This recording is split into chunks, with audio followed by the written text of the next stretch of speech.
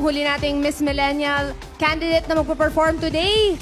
First year BS Management student, the pride of the caving capital of the Philippines, and Mutyahan Samar 2019. Tawagin na natin si Leslie Ann Pomida, Miss Millennial Samar. Samar is known as the caving capital of the Philippines. Pero maliban sa caves, meron din kaming nature parks, falls, rock formations, beaches, and so much more that will surely satisfy the adventurous person in you. Kaya tara na sa Samar! Kuryente ka nga syudad ang Katbalogan. Suportado na mo ni Miss Millennial Summer 2019. Kuryente ka nga sa Luan by the Bay. Sa Summer. Suportado na mo ni Miss Millennial Summer 2019.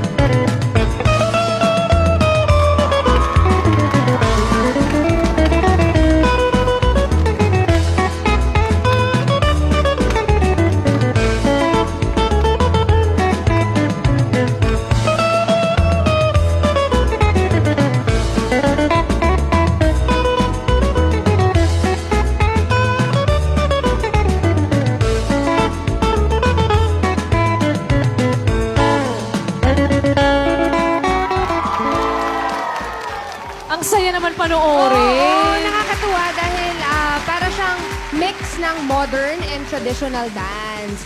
Pero ang sayaw po na yon ay ang tawag po doon ay kuracha. Ito ay isang sayaw sa Eastern Visayas. Paano? Panaynay ka na kanina eh, oh. Sa Eastern Visayas na nagpapakita ng panliligaw ng lalaki sa babae. Yung pala yun. At saka habang sinasayaw daw yan, naghahagi sila ng pera to symbolize good luck. Ayun siya. Thank you very much.